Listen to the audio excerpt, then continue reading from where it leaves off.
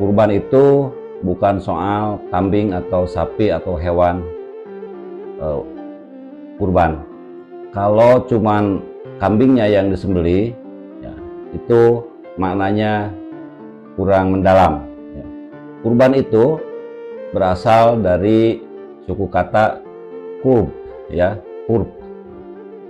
Artinya itu adalah mendekat. Jadi yang disembelih itu bukan hewannya doang, tapi Ismailnya kamu.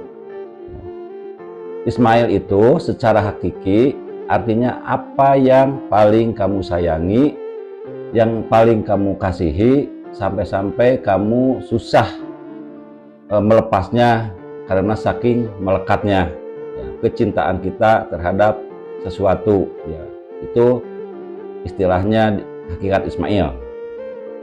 Nah, itu bisa berupa uang, bisa berupa harta benda, bisa berupa jabatan, bisa berupa ego, gengsi, dan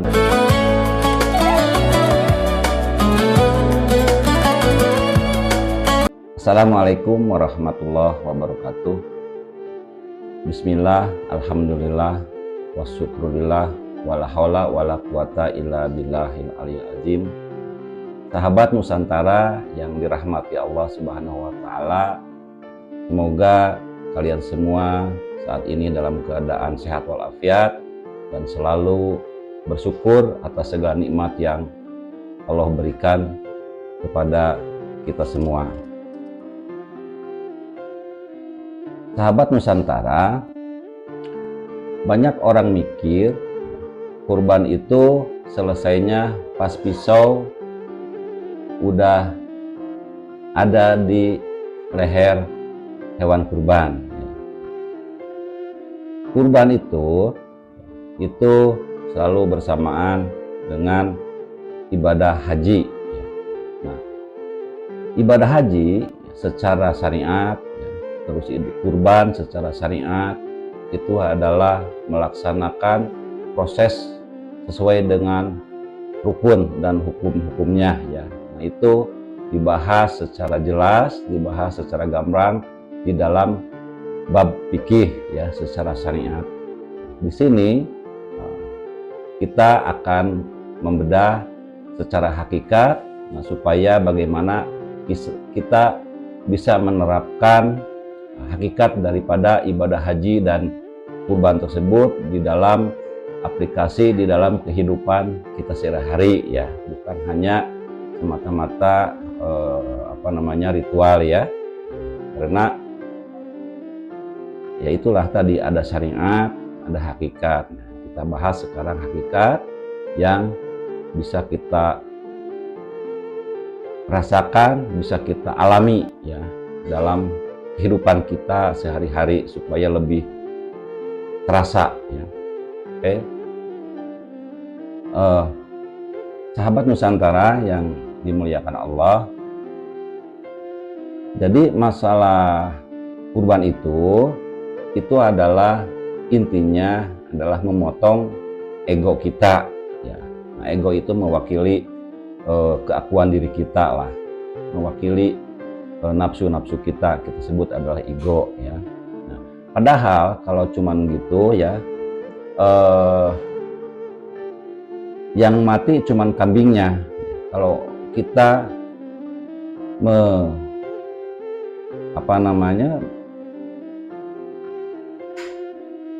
memahami bahwa kurban itu adalah hanya sebatas menyembelih hewan kurban, ya, sampai misalnya hewan kurban tersebut mati, maka yang mati cuma hewan kurbannya, yang mati kambingnya, sapinya, untanya, atau dan lain-lain sebagainya, ya. Nah,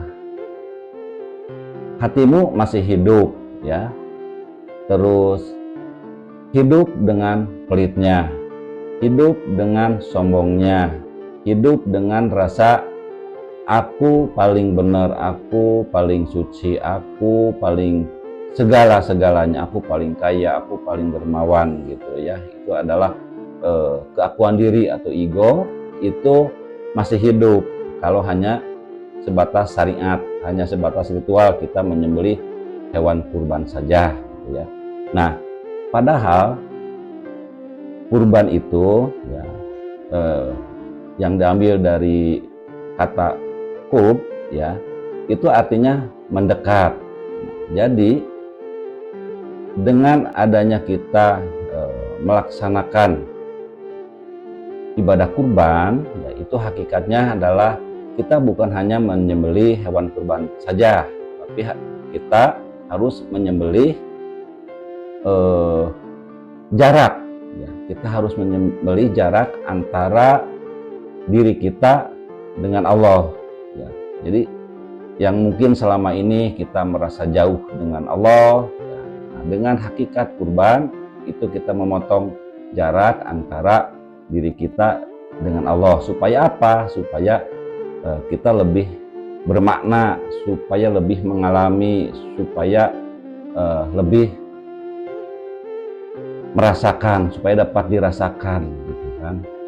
Ya, gitu. Nah, berbicara masalah haji dan kurban itu tidak terlepas dari riwayat Rasul kita, yaitu Kanjeng Nabi Ibrahim alaihissalam dan Kanjeng Nabi Ismail alaihissalam. Ya, secara syariat semuanya sudah paham ya bagaimana cerita atau riwayat kisah antara Nabi Ibrahim, Nabi Ismail, Ibu Hajar, ya, sehingga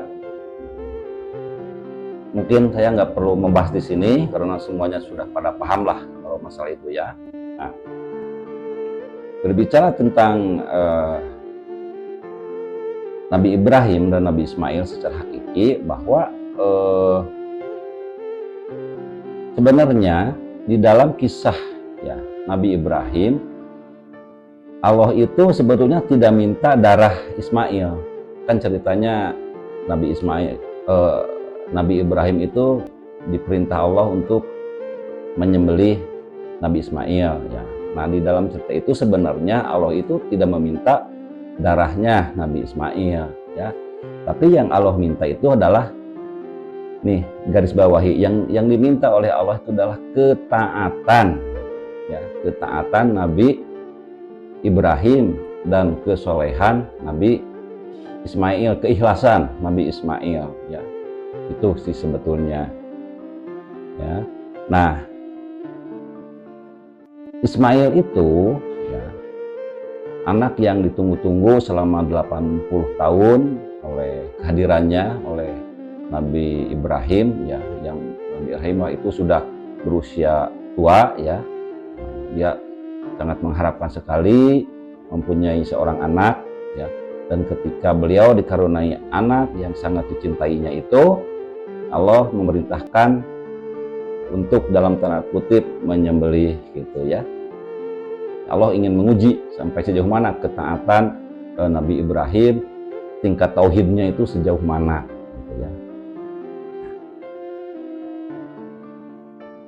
Berarti saat itu Nabi Ismail yang sangat didamba-dambakan, yang sangat dikasihi, yang sangat dicintai oleh Nabi Ibrahim, itu adalah harta paling berharga buat Nabi Ibrahim ya, yang ditunggu-tunggu sama 80 tahun udah ada di suruh disembelih gitu ya.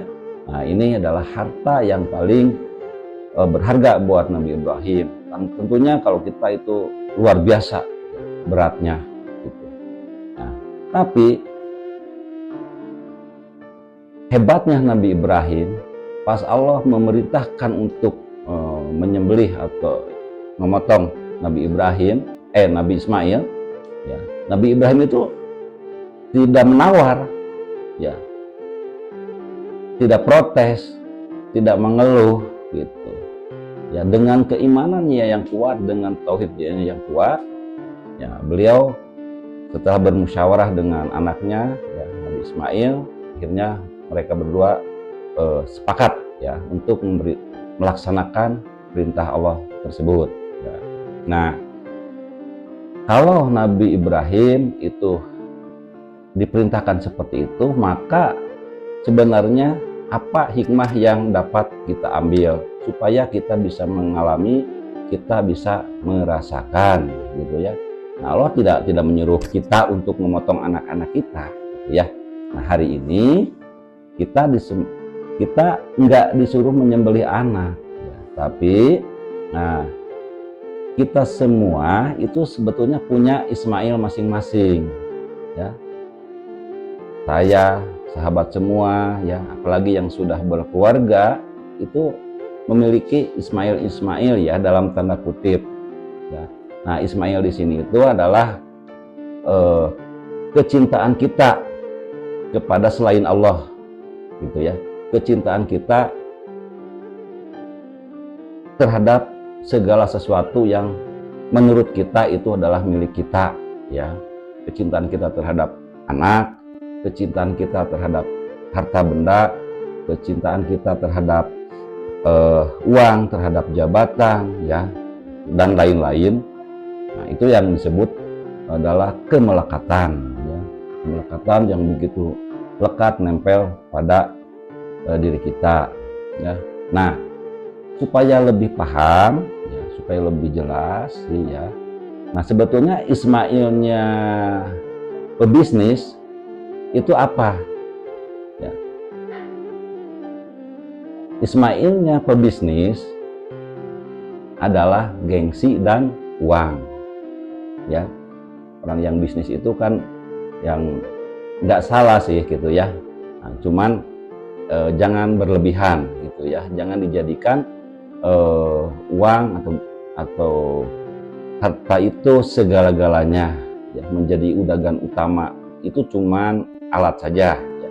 Nah, yang dibahas di sini adalah ketika seseorang, katakanlah orang yang pebisnis wirausaha yang begitu cintanya begitu melekatnya terhadap uang yang ada di pikirannya, itu adalah Ismail ya, Ismailnya si pebisnis gitu ya. Mudah-mudahan dapat dipahami dan tidak salah paham ya.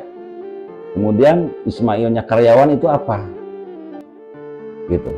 Nah, kalau kita sebagai karyawan, maka apa sih yang selalu diinikan oleh seorang karyawan adalah jabatan biasanya ya, jabatan dan penghargaan atau pujian gitu ya. Mungkin kalau yang karyawan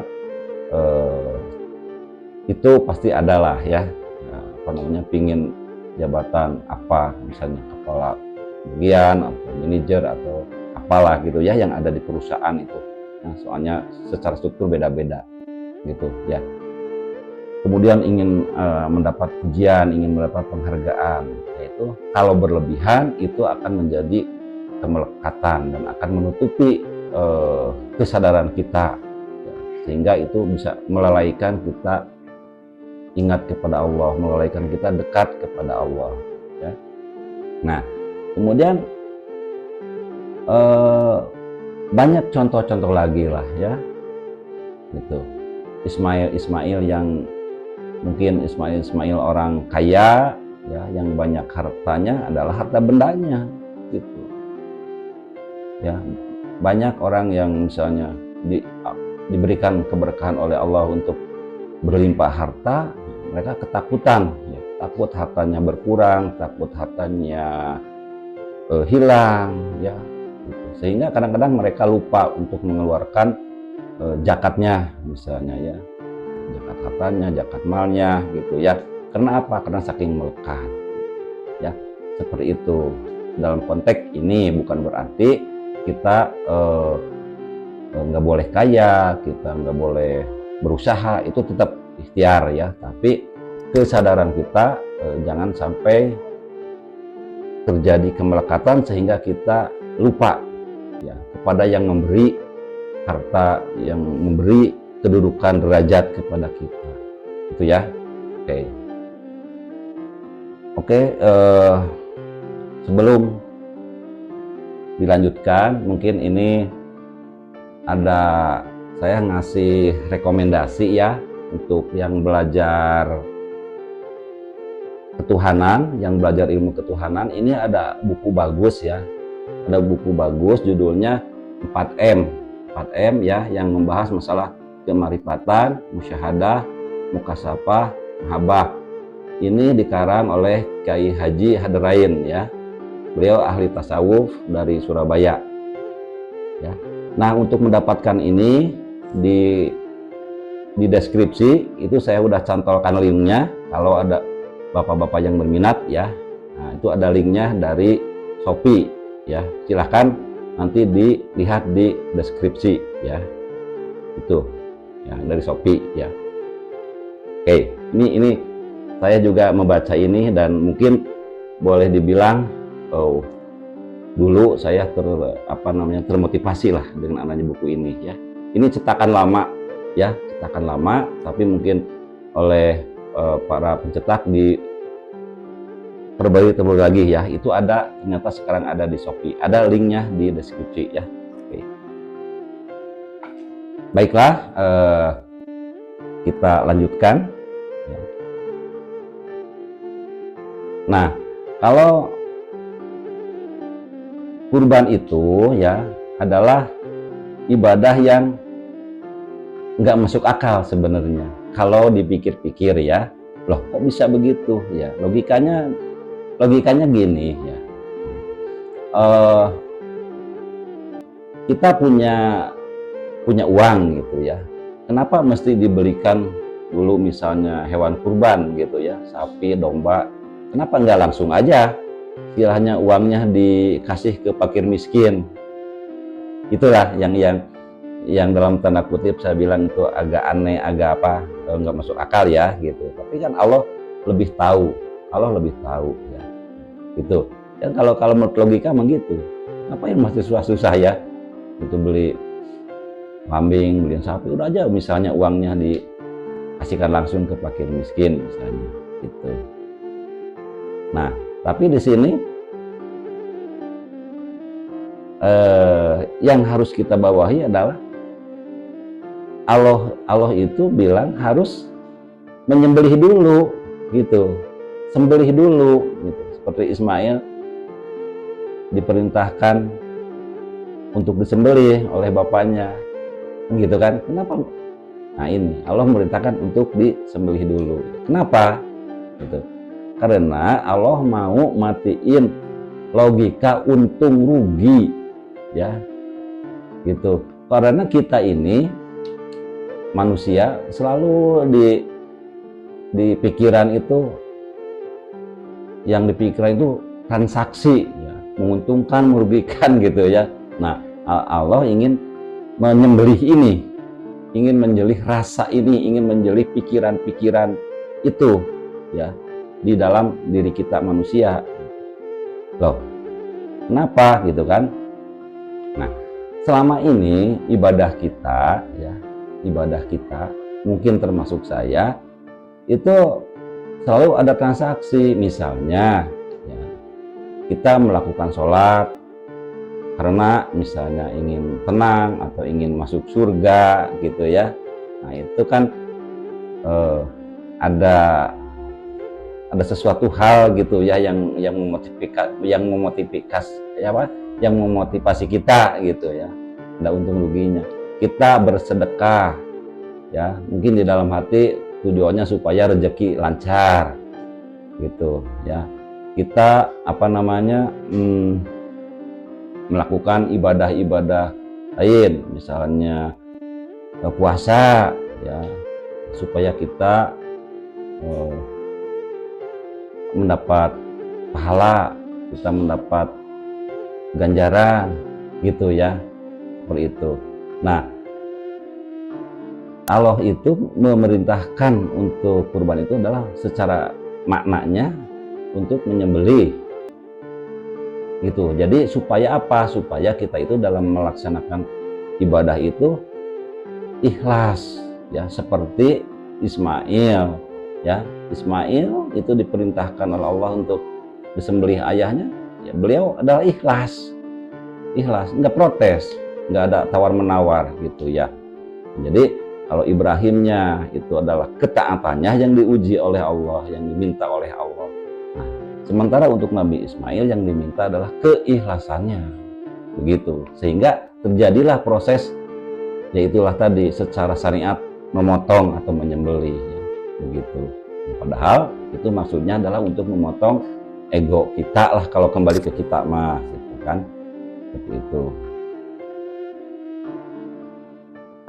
Nah, kurban itu ngajarin satu hal kepada kita, yaitu ada hal yang kita lakukan murni karena kita itu adalah hamba, ya, bukan karena kita paham, ya, bukan karena kita diuntungkan gitu ya, karena ya tadi itulah yang namanya ikhlas gitu, itu yang nama ikhlas ya. Kita melakukan kurban itu bukan karena ada keuntungan, bukan karena apa-apa, karena ya kita hamba Allah, kita taat gitu, kita ikhlas kepada perintah Allah gitu ya.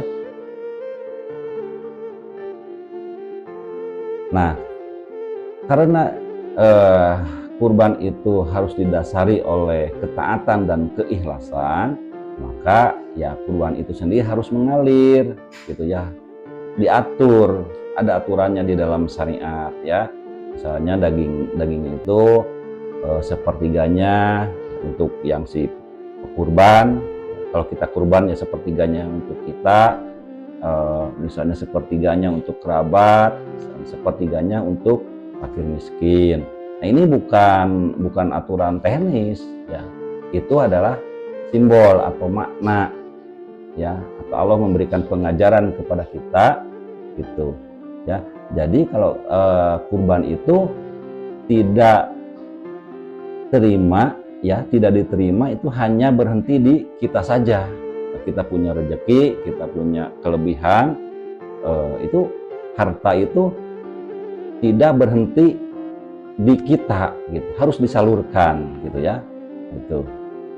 Nah, kalau setelah kurban kamu masih pelit sama tetangga, masih gampang marahan, masih nggak peduli sama yang susah, berarti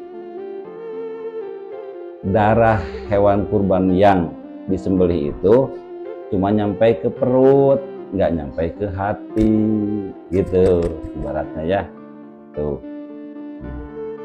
Jadi sahabat Nusantara, jadi jangan tanya aku kurban kambing jenis apa tahun ini ya, tanya dulu ya, harusnya tanya dulu ke diri kita, tahun ini aku mau melepas apa tahun ini gitu ya. Jadi tanya ke dalam diri, apakah Ismail yang Allah minta aku lepas tahun ini, artinya kemelekatan apa ya yang ada pada diri kita yang Allah minta untuk dilepas. Nah, kita silahkan evaluasi diri, kita introspeksi diri, masih ada kemelekatan apa yang ada di dalam diri kita, apakah kita masih begitu cintanya terhadap harta, begitu cintanya terhadap uang sehingga kita lupa mengeluarkan zakatnya, sehingga kita lupa untuk menolong fakir miskin ya. Nah, artinya Ismailnya itu masih tebal, Ismailnya masih melekat, masih belum ikhlas gitu ya. Nah, itu evaluasi ya gitu. Kemudian nah, kalau sudah ketemu kemelekatan pada dirimu tadi, kamu kan tadi evaluasi, introspeksi, merenung, tafakur ya. Coba bila mana perlu ditulis. Oh, aku masih ada ganjalan emosi, misalnya masih mudah tersinggung, masih cepat marahan gitu ya. Nah, kalau ada orang yang menghina itu hati itu langsung nggak enak ya, itu adalah karena ego itu ya. Nah gitu. Nah, kalau masih ada itu cepat-cepat disembelih tuh, yang tadinya pemarah sembelih ya, supaya jadi tenang, jadi baik. Yang tadinya pelit sembelih tuh, si pelitnya itu ya, supaya jadi dermawan.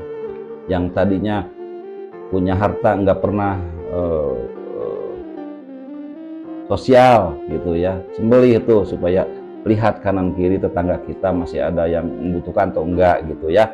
Nah gitu. Nah itu sebenarnya buat apa? Jadi maksudnya biar kita tuh lebih dekat kepada Allah gitu. Ya, ya tadi itu kita marah ya, kita pelit ya, kita mudah tersinggung itu karena kita itu jauh dengan Allah gitu. Kesadaran kita tuh ada jarak dengan Allah gitu ya. Nah itu jaraknya itu tuh sembelih supaya kita lebih dekat dengan Allah, supaya kita itu lebih terjaga ya, iman kita meningkat gitu ya. Jadi jangan ada kemelekatan ya, kikis lah ya, kikis kemelekatan kita yang tebal itu ya, jangan ada yang lain lagi selain Allah supaya kita itu nggak jatuh pada syirik ya, begitu.